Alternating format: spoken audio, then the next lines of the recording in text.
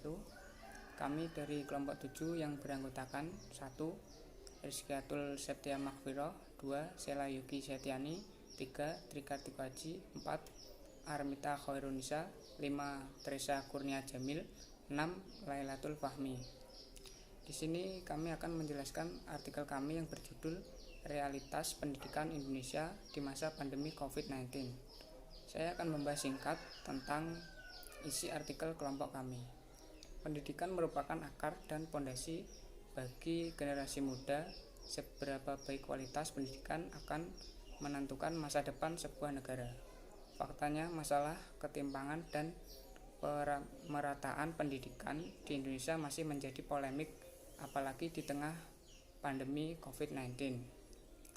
Beberapa masalah yang ada: kurangnya infrastruktur pembelajaran seperti gedung sekolah yang kurang memadai, dan ada beberapa banyak lagi. Selanjutnya akan dibahas oleh teman saya. Saya Lailatul Fahmi. Di sini saya akan menerangkan tentang introduction.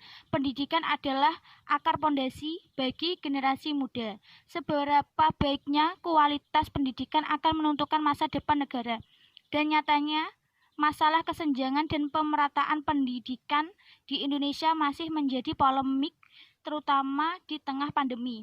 Terdapat beberapa masalah. 1. Kondisi pembangunan sekolah yang tidak memadai. 2. Kondisi sarana dan prasarana pendidikan di Indonesia menjadi masalah baru.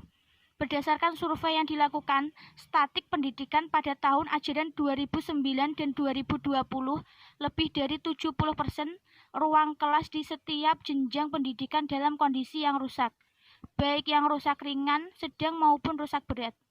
Bahkan kondisi rusak di atas 80% diduduki oleh jenjang pendidikan SD dan SMP. Langkah segera dalam mengatasi darurat gedung sekolah agar meminimalisir bahaya dan melengkapi kebutuhan siswa dalam kegiatan pembelajaran. Bahaya jika siswa yang mengikuti sekolah tatap muka harus beraktivitas di antara bangunan yang tidak solid dan rentan rubuh. 5% dari 3.200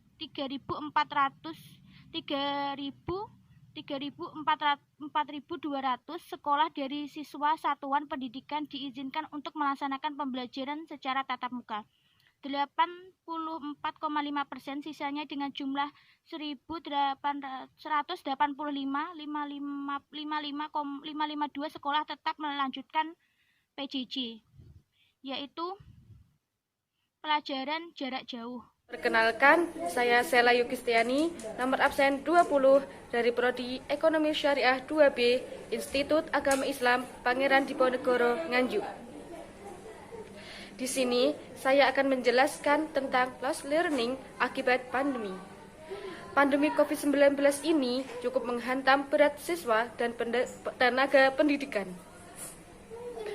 Penerapan pembelajaran jarak jauh atau PJJ yang dijalankan sejak Maret 2020 terpaksa menjadi solusi untuk melanggengkan proses pembelajaran. Namun, PJJ yang sudah berjalan lebih dari 10 bulan tersebut bisa membawa masalah baru yang berkepanjangan. Salah satunya yaitu learning loss. Learning loss menurut para ahli diartikan sebagai kehilangan atau keterbatasan pengetahuan dan kemampuan yang menunjuk pada progres akademis. Umumnya terjadi karena kesenjangan yang berkepanjangan atau diskontinuitas dalam pendidikan, seperti yang disampaikan oleh Sekretaris Jenderal Federasi Serikat Guru Indonesia atau FSSI, Heru Purnomo. Khawatir dengan masalah learning loss, jika saat ini kurikulum menerjemahkan 12 bab untuk satu mata pelajaran, maka di kala pandemi sekolah hanya mampu mengejar 5 bab saja. Itu pun jika materi tersebut dipahami benar oleh para siswa.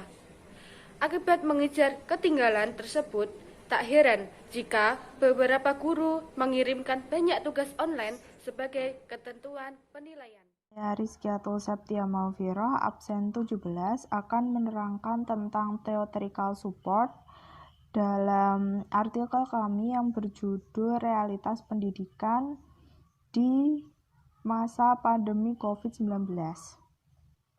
Memang sudah menjadi PR pemerintah dan guru untuk memikirkan cara kreatif dan inovatif bagaimana pembelajaran di tengah wabah ini tetap berlangsung.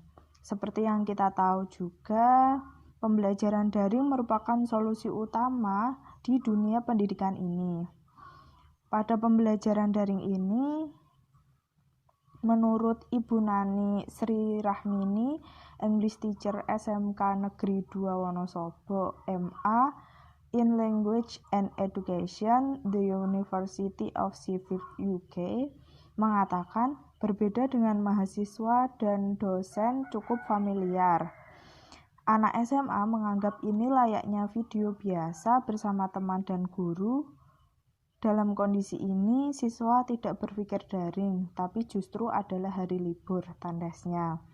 Tentu ini merujuk pada masalah learning loss atau biasa disebut dengan keterbatasan pengetahuan. Dari masalah tersebut, tidak heran guru mengirimkan banyak tugas online sebagai ketentuan penilaiannya. Ada lagi menurut Bapak Prasetya MA, salah satu dosen PBI UII atau Universitas Islam Indonesia, menutup diskusi dengan 3 kata, yaitu flexibility, compassion, and engagement. Yang pertama, flexibility, yaitu kita tidak harus memaksakan ekspektasi pada realita yang ada. Yang kedua, compassion, yaitu memastikan kondisi mental siswa yang baik sebelum dan saat proses pembelajaran luring maupun daring. Yang ketiga, engagement, yaitu mental yang baik akan berujung pada rasa antusiasme dan bersinergi yang baik antara siswa dan guru. Untuk itu, Menteri Pendidikan dan Kebudayaan Republik Indonesia terkait Surat Edaran Nomor 4 Tahun 2020 tentang kebijakan pendidikan COVID-19, yaitu guru dapat memanfaatkan beragam media seperti WhatsApp, Telegram, Instagram, Zoom, atau aplikasi lainnya. Akan tetapi, pembelajaran daring ini perlu dicermati kembali untuk mempertimbangkan kondisi keberagaman fasilitas dan kemampuan orang tua dalam memberikan fasilitas belajar online yang berbeda kepada siswa-siswi di Indonesia, menurut Bapak Herliandri 2020. Nama saya Armita Hairunisa, absen 28 dari Ekonomi Syariah 2B. Saya akan membaca tentang result. Bagaimana dengan masyarakat yang mengalami kesulitan ekonomi di masa pandemik? Zahrul Rezar Institute memikirkan hal yang sama. Mereka pun mengalami beberapa proyeksi pertumbuhan ekonomi di Indonesia pada tahun 2020. Hasil skenario buruknya, angka kemiskinan di tahun 2020 meningkat banyak 4%, dari tahun 2019 menjadi 12%. Artinya, akan semakin banyak masyarakat yang sulit menempuh pendidikan karena kesulitan ekonomi. Dampak keterpurukan ekonomi yang dialami bisa juga berimbas pada kesejahteraan guru dan sekolah sebagai institusi pendidikan. Hal ini sangat berdampak besar pada rasio learning loss di Indonesia. Apakah dampak learning loss akan berkepanjangan? Hal ini disampaikan oleh Kemendikbud dalam pengumuman penyesuaian kebijakan pembelajaran di masa pandemi COVID-19 yang disiarkan di channel Kemendikbud RI Agustus lalu, bahwa learning loss akan menjadi dampak yang permanen, apalagi bagi siswa dengan jenjang pendidikan terbawah. Maka itu kita harus ditangani segera dengan kebijakan yang ada, dengan preparasi yang matang. Kurnia Jamil dari Prodi Ekonomi Syariah B nomor absen 29 akan menerangkan pada bagian conclusion.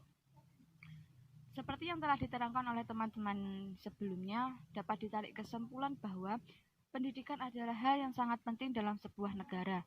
Namun pada era pandemi saat ini, pendidikan mengalami penurunan dalam performanya. Bagaimana tidak, sekolah tatap muka sekarang masih tidak diberlakukan hingga sekarang. Solusi yang terbaik agar tetap dapat melakukan sistem pembelajaran adalah dengan menggunakan sistem daring, seperti melakukan pembelajaran melalui Zoom, Google Meet, tugas melalui Classroom, ataupun lain sebagainya.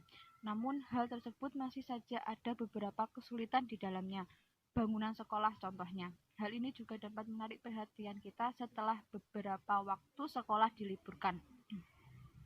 Kondisi sarana prasarana sekolah yang menjadi rusak, berdebu, dan tidak terurus dengan baik. Berdasarkan survei yang dilakukan statistik pendidikan pada tahun ajaran 2019-2020, lebih dari 17% ruang kelas di setiap jenjang pendidikan dalam kondisi yang rusak. Jadi, terdapat beberapa fenomena pembelajaran pada masa pandemi saat ini. Selain itu, juga terdapat permasalahan-permasalahan di dalamnya. Fenomena dan pembelajaran ini disebabkan adanya dinamika pembelajaran yang timbul akibat pandemi, sehingga membutuhkan penyesuaian agar pembelajaran dapat tetap terlaksana. Besarnya anggaran pendidikan tidak menjamin baiknya kualitas pendidikan di Indonesia. Ancaman pandemi yang masih mengintai hingga saat ini mungkin saja memberikan harapan tipis bagi masyarakat untuk menyukseskan program pendidikan. Namun, tidak apa. Bagaimanapun keadaan dan kondisinya, kita harus tetap semangat. Hal ini pun akan menjadi PR besar bagi pemerintah Indonesia dalam mengatasi masalah yang muncul akibat pandemi ini. Anggaran yang besar pun sudah seharusnya dimanfaatkan semaksimal mungkin demi kelancaran dan efektivitas daring ini, seperti fasilitas kuota untuk pelajar atau mahasiswa, atau fasilitas belajar online atau secara gratis. Akhir kata, inilah artikel dari kelompok 7 mengenai realitas pendidikan di masa pandemi COVID-19. Sekian, wassalamualaikum warahmatullahi wabarakatuh.